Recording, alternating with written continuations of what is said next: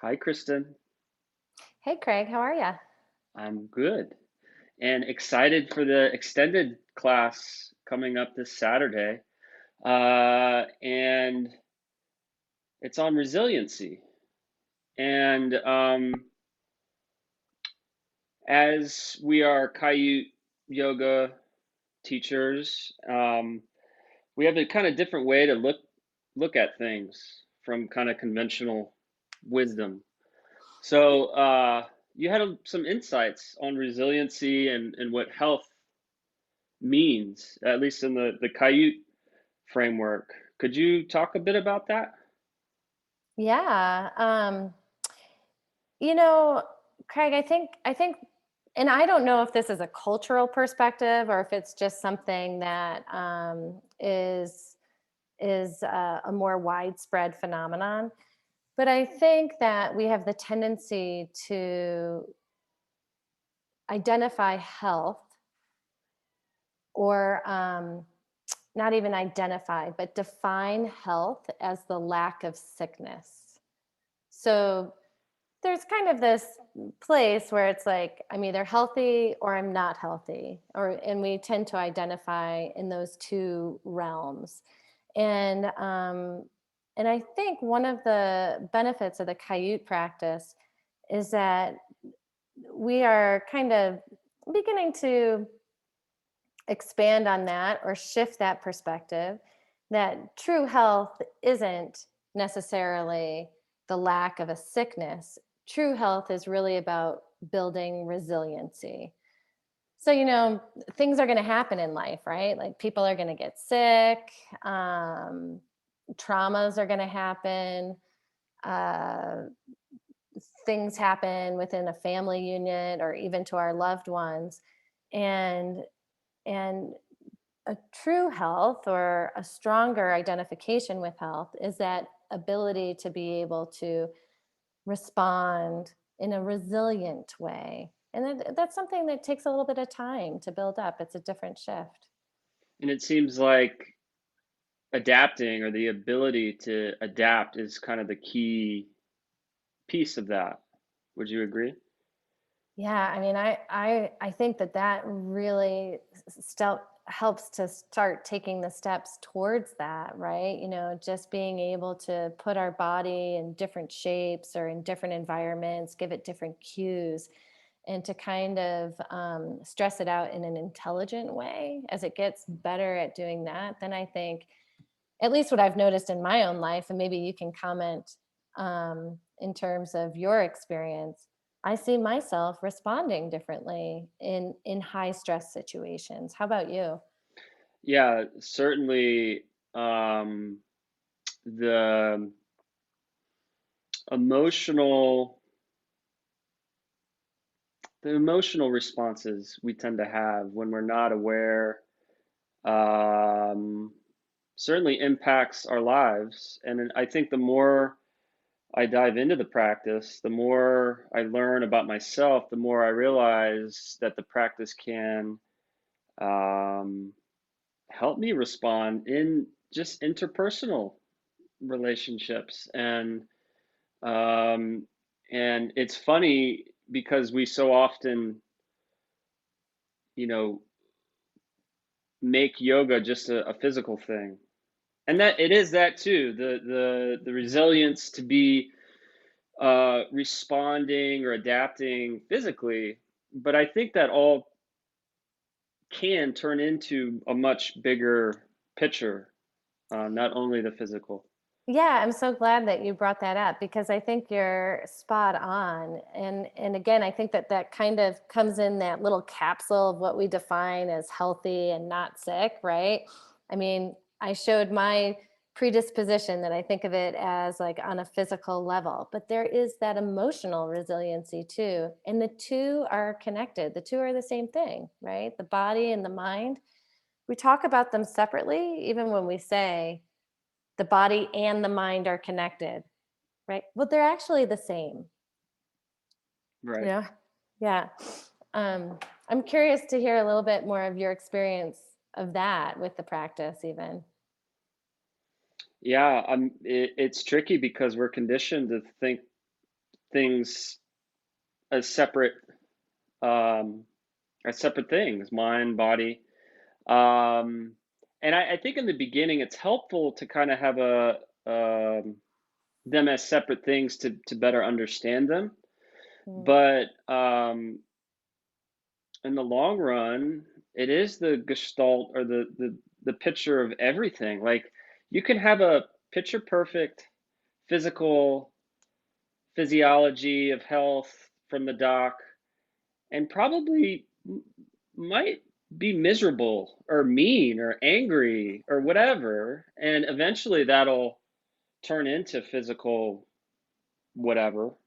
Hmm. Um, so it's a bit of a ephemeral sort of mystery, that whole thing, because as humans we want to have definitions and make things their own thing. So it I don't know if I have a direct experience other than just being present in the practice where everything is flowing as one. And then come outside of the practice, then the labels begin again, and I feel angry now, or my Hmm. knee hurts, or whatever. Yeah, so it's a very interesting practice and thing to explore.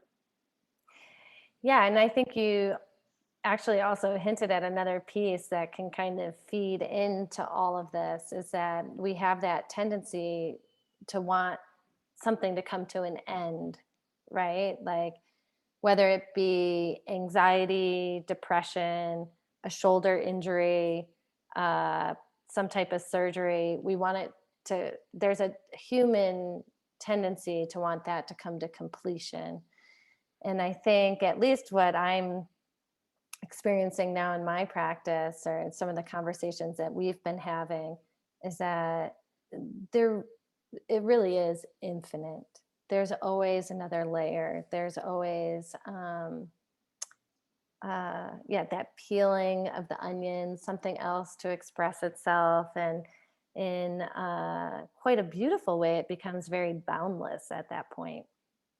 Yeah, and for me, coming into the practice, it was more of a physical thing, and then it begins revealing my subtle anxiety Mm. and how that might be impacting my life. And then it comes more and more clear as a teacher that just about everybody has that low level anxiety or just general stress. I mean, people talk about that quite often, Hmm. and I think that just exposes the need for the practice even more. Uh, and quite often, you come in with pains, and then those things diminish, and then you have a whole other onion Yeah. to unravel. Yeah, and this could be kind of a cool thing to kind of go through because I don't know if everybody knows your story in terms of how you came to the practice and all. Why don't you take us through that? Like tell us what was going Sure. on for you, and then maybe we can kind of follow that thread a little bit and see where things are at now. Yeah. Well, so I got into yoga probably about 10 years ago. Got into the mindfulness, reading, you know, books on Zen and Buddhism and all that. And I moved out to Colorado, and I was taking like vinyasa classes. I was doing a lot of stuff in the gym. I was doing Olympic style weightlifting. And after being in Colorado for a couple of years, I ended up re-injuring my knee, which was a knee dislocation. And basically, I had to stop all of that um, physical activity. And it just so happens that I was living with a couple of yoga teachers that knew about Francisco, and I was able to see and take a few Francisco classes while he was teaching at the church in 2015, and it just showed me that I could still have a practice, a physical practice with an injury like that, and so things evolved into going to teacher trainings and all that. And I mean, now the knee isn't really a thing. There'll be a couple times a year will it'll present itself, but that situation's long and gone. And now the onion, um, physically speaking, is lower back stuff, injuries from high school and before, and working with those. And then, as you know, I'm on the computer for my tech work. I'm a software developer, Mm-hmm. and it has a very particular sort of mindset where I'm very focused for long periods of time. Mm. And I see the direct impact that has on my nervous system and just my general vibe, I would say. So if I had an 8 hour day of work, I really don't want to be, um, I'm more reactive. Maybe that's the better word to say. So the practice can show me that. So I'll practice after work, and then I'll just feel a complete reset to my Mm-hmm. nervous system, and feel good and light. And thank God I have the practice, because I mean, I can't imagine decades and decades of that, sort of light, sympathetic mode, thinking, doing, building, engineering, um, and how that impacts me over a lifetime. So I think the knowledge worker these days need to have some sort of means to reset that that thinking mind. And as we teach, we learn in the practice to sort of turn off that analytical mind and be more embodied and learn about ourselves through the felt experience. Yeah, I think you've brought up two key points that I think would be interesting. I'm just going to kind of separate them a little bit just for sake of ease and actually in terms of for understanding. So the first piece that kind of brought you to the practice was more your knee. Um, I'd like you to comment on, about take us through a little bit, like what span of time did you notice that starting to shift? And then as you notice that starting to shift, can you put into words or maybe even examples how that knee has become more resilient for you? Sure. I have a great example. I mean, I like to go and dance. And Uh-huh. for years, I mean, my first knee dislocation was probably some years before I came to Colorado and did it again. So I did it, I think, 3 times total. And Mm. each time there would be probably some months with pretty severe pain and swelling, and then up to maybe a year where it wasn't constantly in my perception using my knee. So I would say after the last dislocation, after practicing for maybe about 2 years, the more general um, nagging sort of discomfort went away. Mhm. Um, and I was just at a wedding Mhm. dancing, Mhm. and I after dancing, I was like, oh my God, I did not even feel my knee. Mm. And I used Oh. to always have to be mindful of that. So that was a big moment for me when I realized that, because I was like, wow, okay.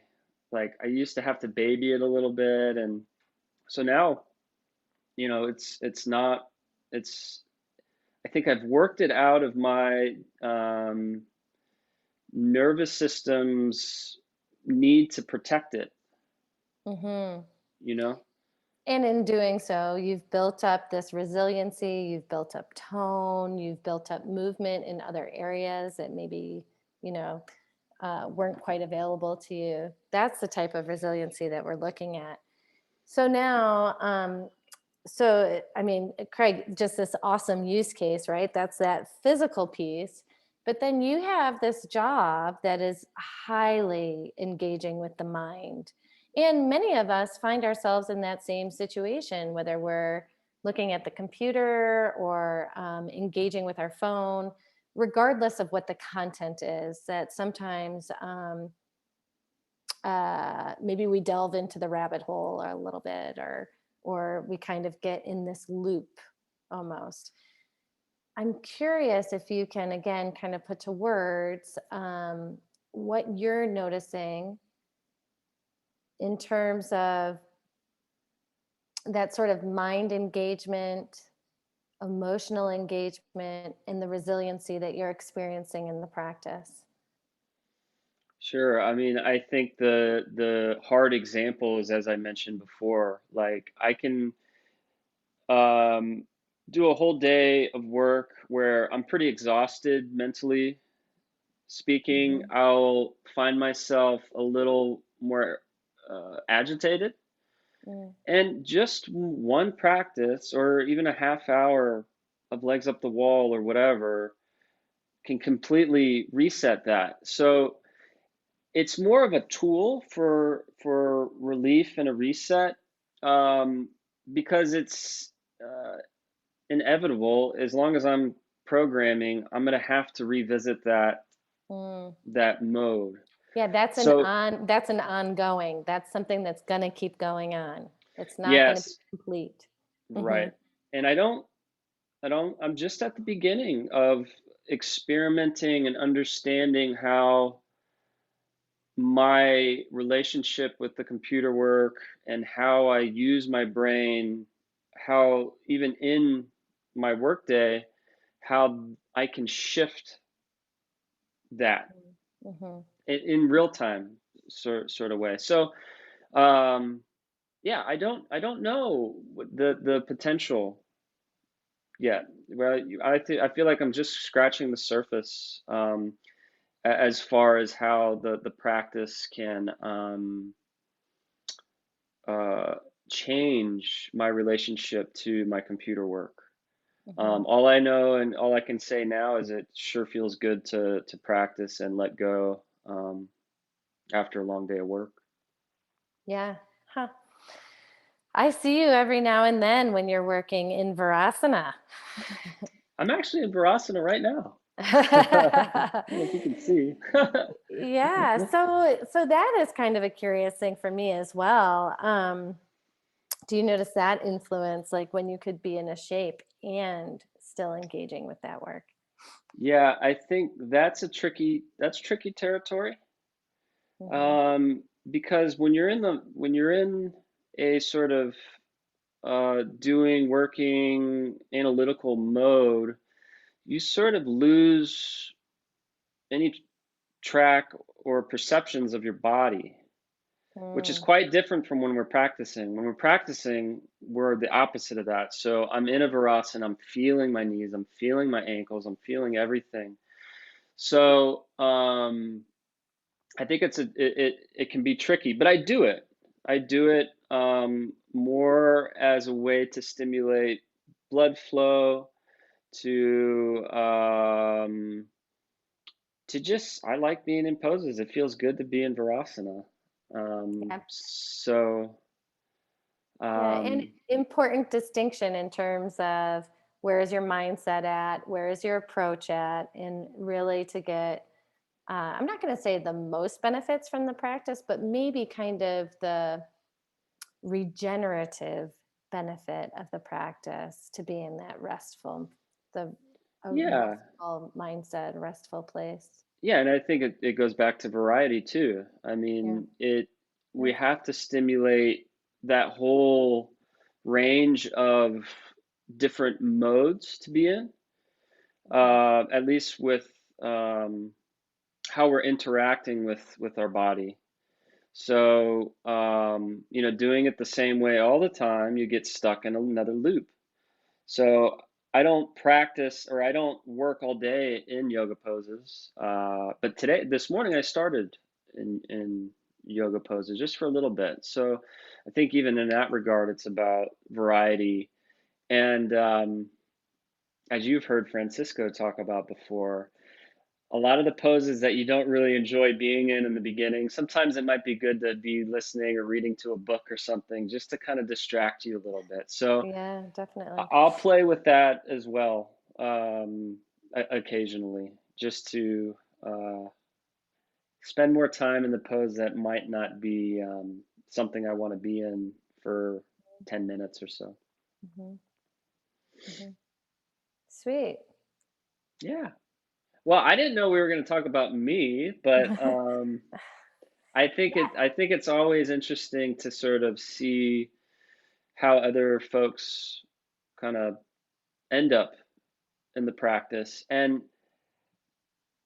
the beauty about it all. And I kind of pointed to this earlier, which is like because of my knee, I'm here with you, Kristen, and I'm doing this thing with you. So if I I'm didn't so dislocate grateful that, for that knee, Craig. yeah, I don't think I would be here. Or if I did, it'd be maybe I would have broke my arm doing something else. But yeah, it's always the thing that brings you to, or the thing that um, is nagging you, the pain, the surgery, the whatever, brought you to the yoga practice. And now every other piece of your body and mind can benefit from that. So you can And thank all of your knee replacements and broken bones um, to being more healthy. yeah, and that piece, exactly what you just ended at, that is what builds resiliency. So it's not just the knee, it's the whole body working as an integrated whole. Beautiful, Indeed. Craig. Well, I'm psyched for Saturday's class. I think it's going to be great. Saturday, 4 to 6. If people want to sign up, we have a few spots left. And I think it's going to be really sweet. I'm excited.